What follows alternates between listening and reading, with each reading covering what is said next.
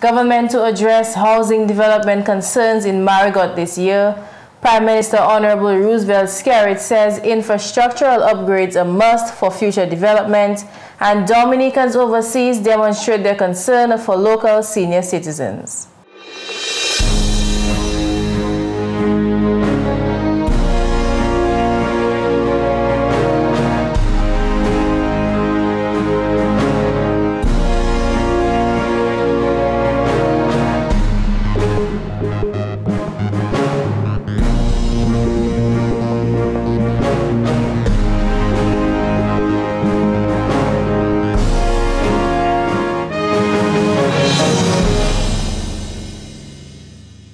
Hello and thank you for joining us on National Focus. I'm Jarna Hector. And I'm Tarnia Green. Stay with us as we bring you the details of the headline stories and more when National Focus returns.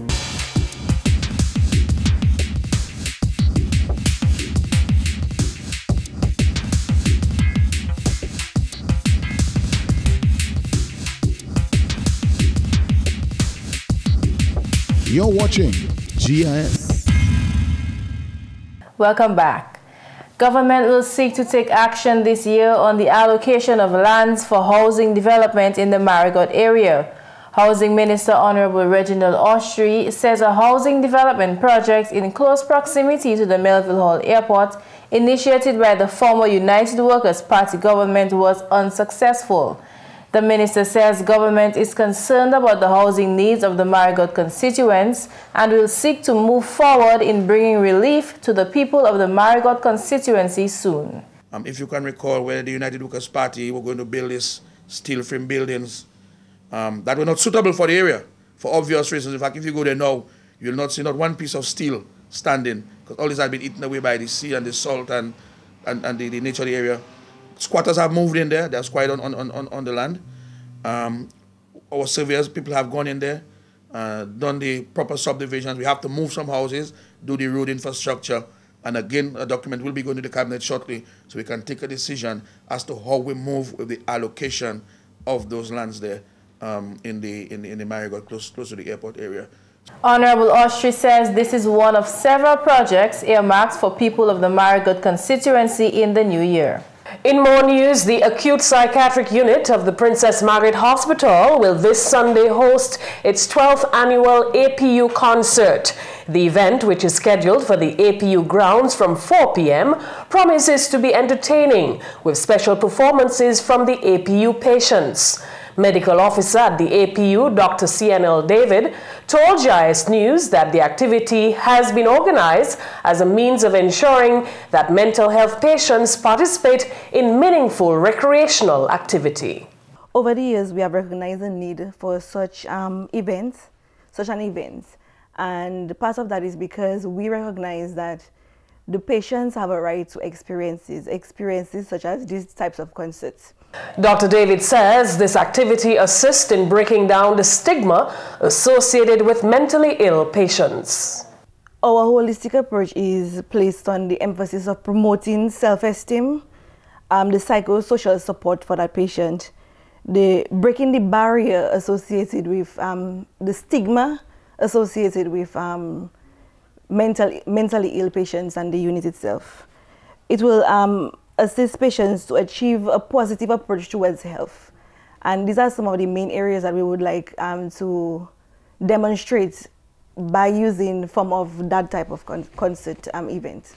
Occupational therapist at the APU, Shasta Green, believes this concert will assist patients in developing their self-esteem.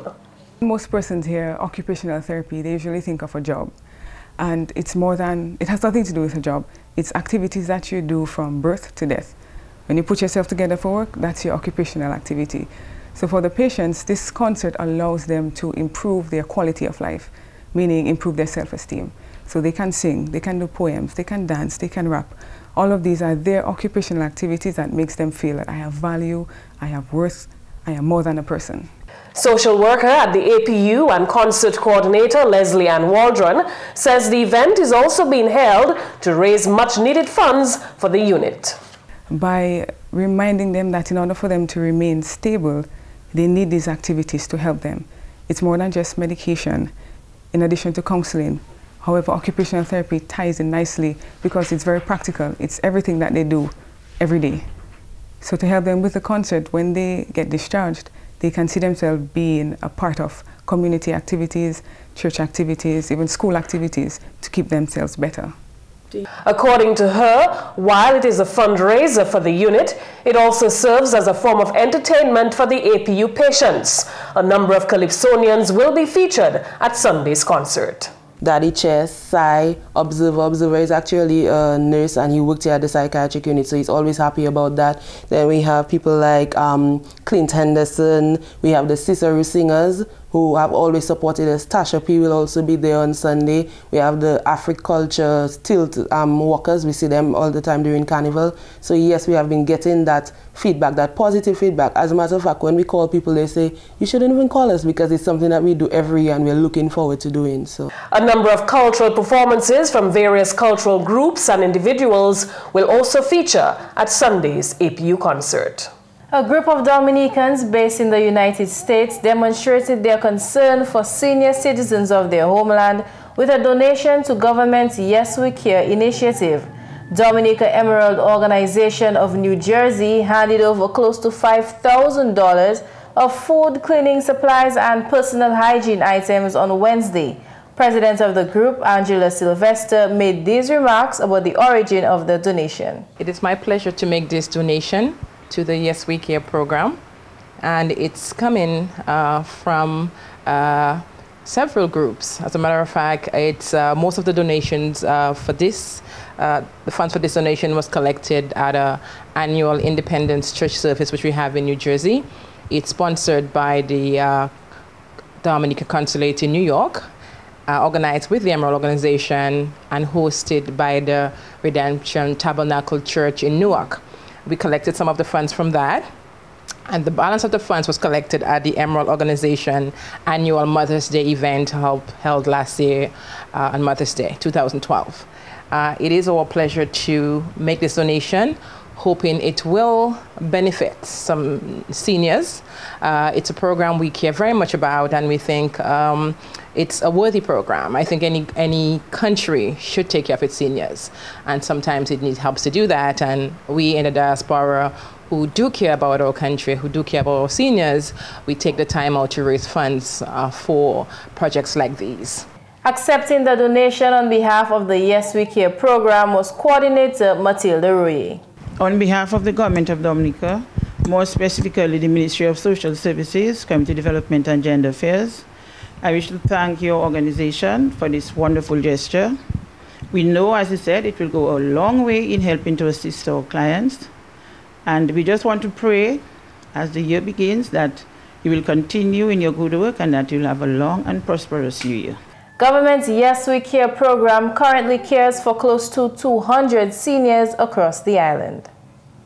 In more news, well-known law enforcement partners, Crime Stoppers International, now has a presence in Dominica.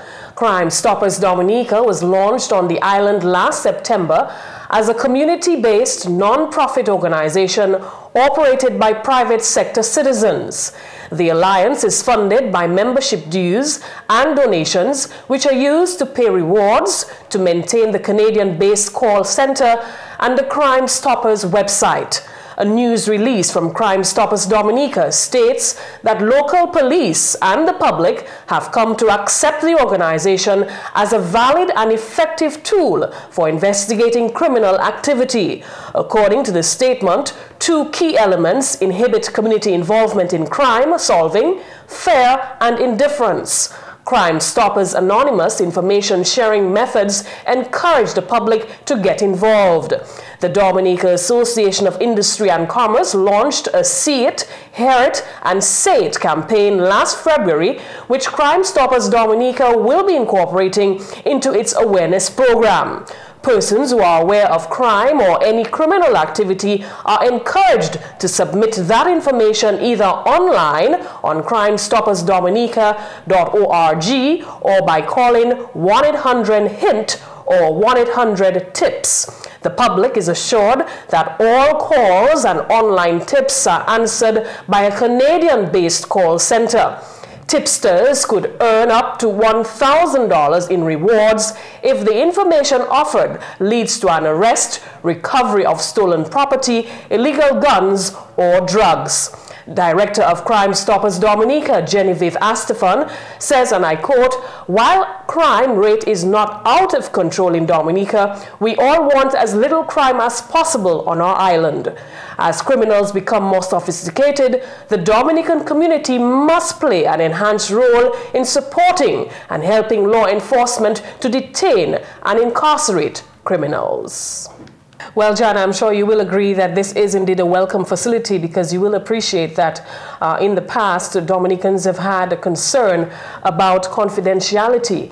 The whole idea of calling in and having local police identify who exactly is giving that information. Right. Now, with this facility, we understand that it's being operated out of Canada, and the individual receiving the call naturally is not Dominican, and so therefore will not be able to identify who, in fact, is making the report.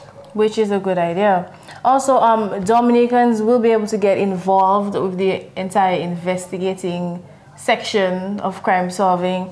And we always hear that the responsibility is on citizens to help solve crimes. But now it's a very literal method that people can get involved, because police, they cannot see everything. They cannot know everything. So if we don't report what we know, how can cases be solved?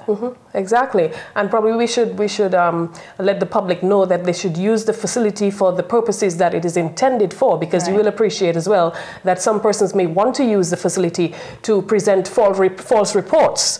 So we need to make it clear that persons who are going to be calling the Crime Stoppers hotline, they should have valid information that will assist the police in solving some of the crimes. Right. I must say as well, Tarnia, that I feel a bit optimistic that so many measures are being implemented to safeguard national security.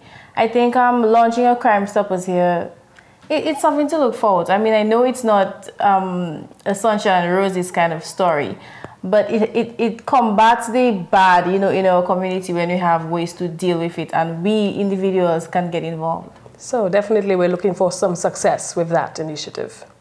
In more news, proper infrastructure must be in place to accommodate future development projects.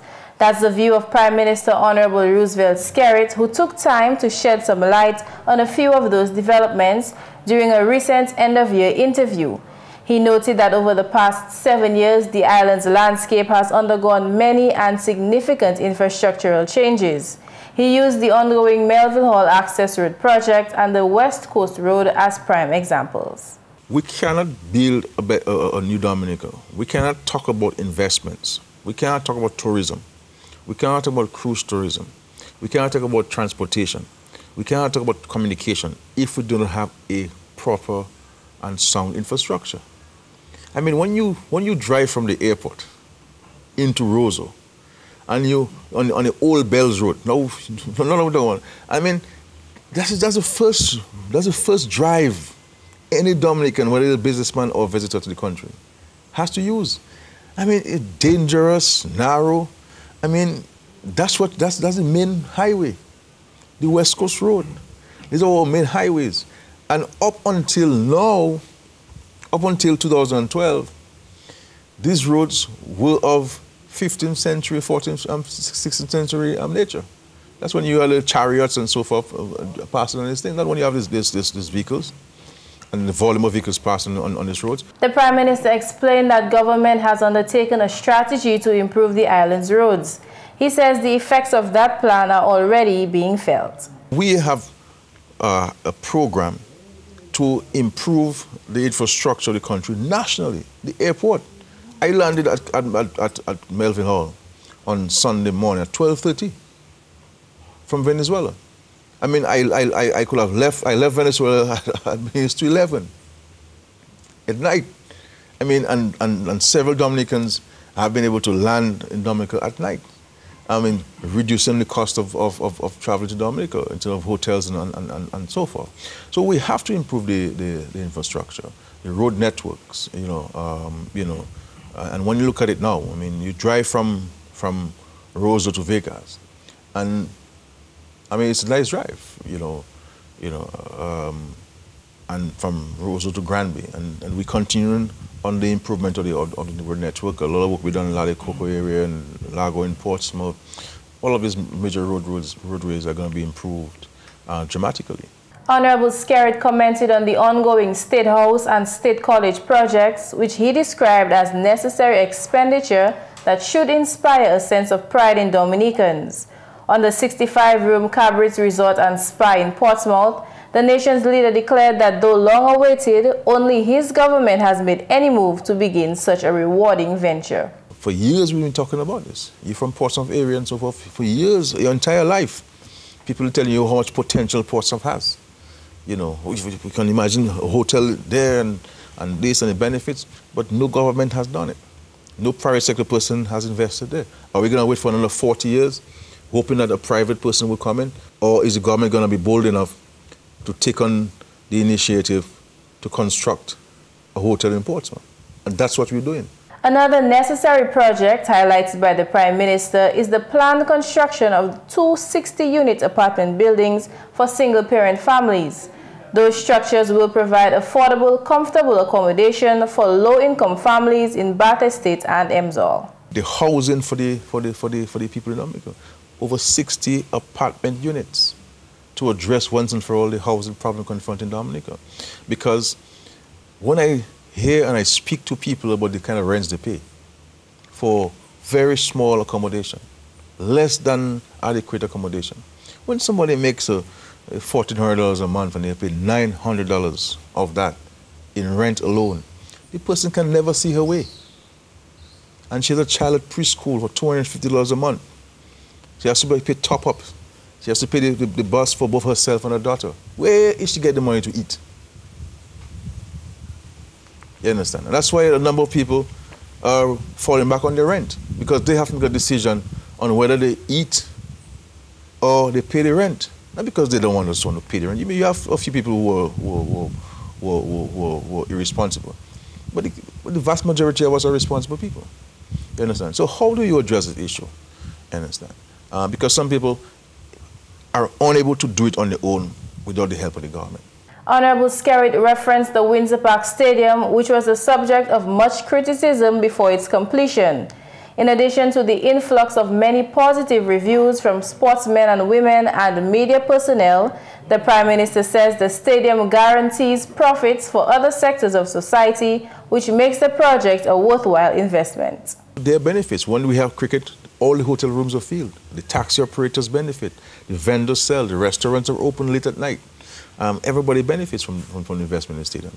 But we could have used the money for something else, because we started the stadium while we were undergoing an IMF program. That's correct. While undergoing an IMF program.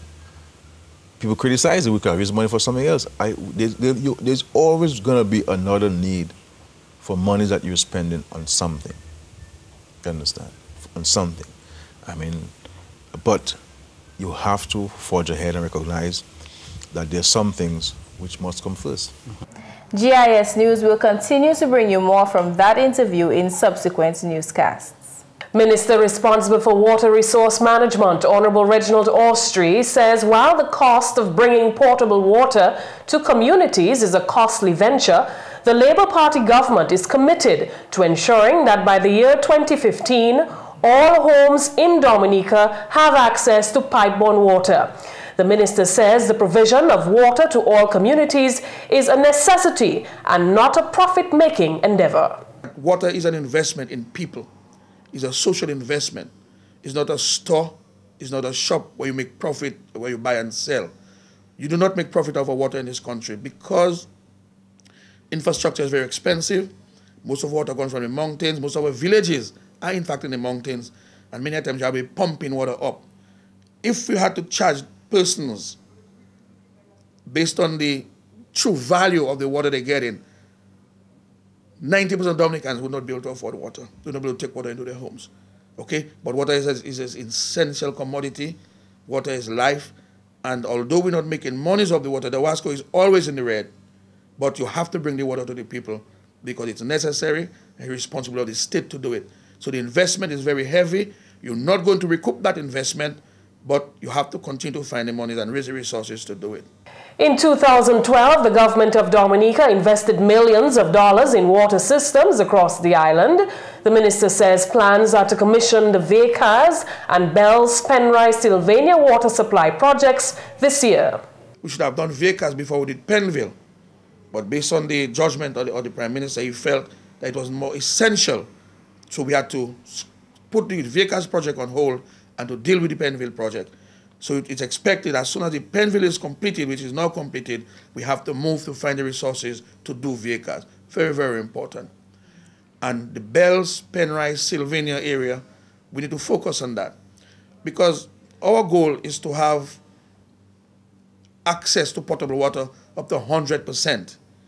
And we are at 95%, where 95% of the people of Dominica have access to potable water.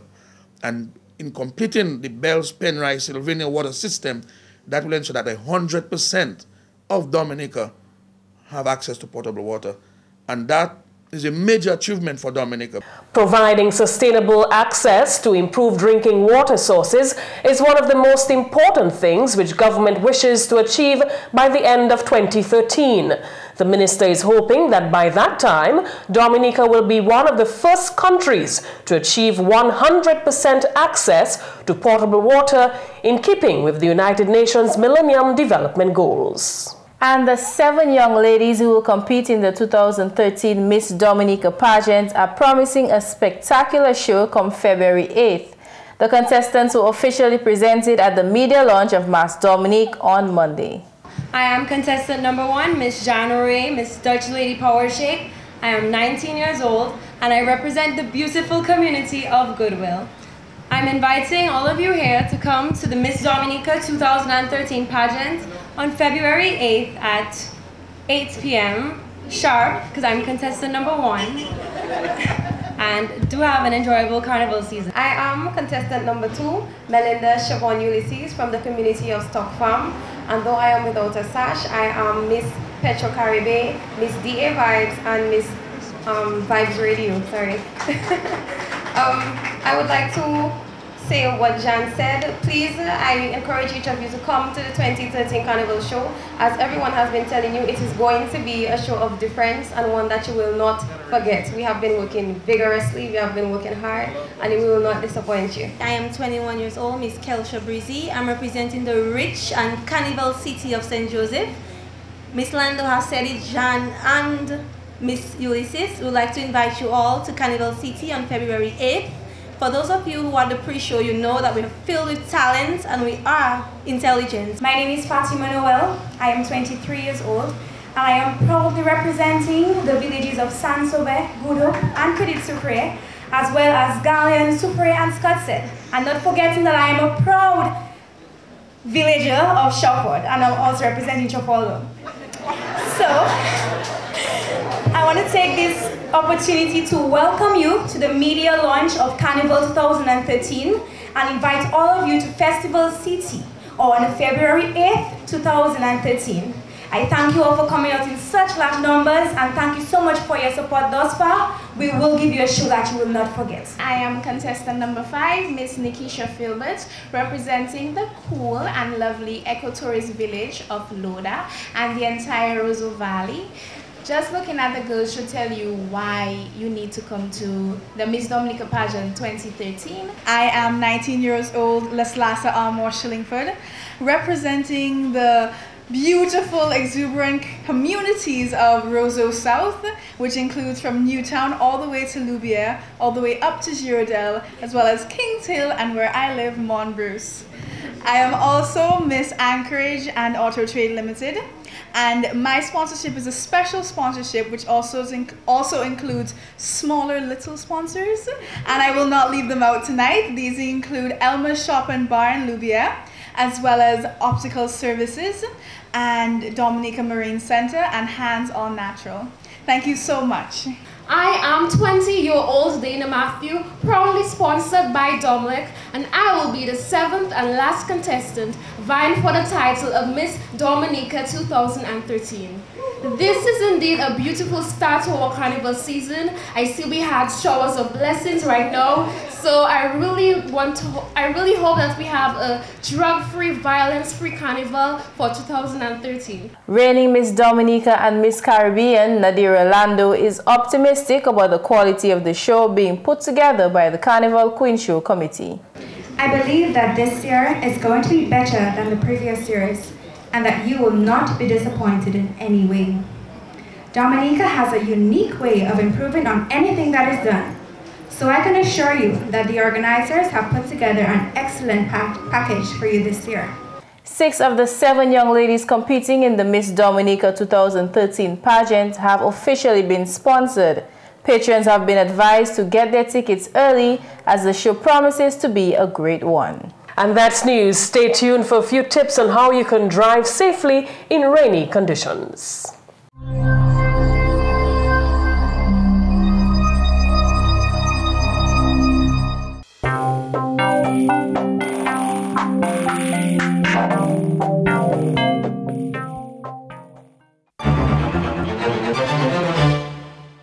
During rainy weather, you should drive even more carefully to avoid accidents. Start by turning on your headlights even in light rain, gloomy, foggy or overcast conditions.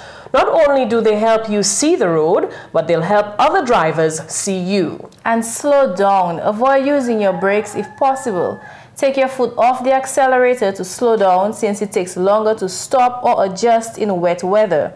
As a cautious driver, always maintain proper following distance as the spray created by the tires of the drivers in front of you can reduce your vision. And that's National Focus. We welcome your suggestions and comments. Please feel free to drop us an email at gis@dominica.gov.dm or visit our website at news.gov.dm. Friend us on facebook.com or GIS News, and be sure to like us on our Facebook page. Catch up on past National Focus newscasts on our GIS Dominica YouTube page. On behalf of the entire news production team, I'm your presenter, Tarnia Green. And I'm Jarna Hector. Thank you for watching.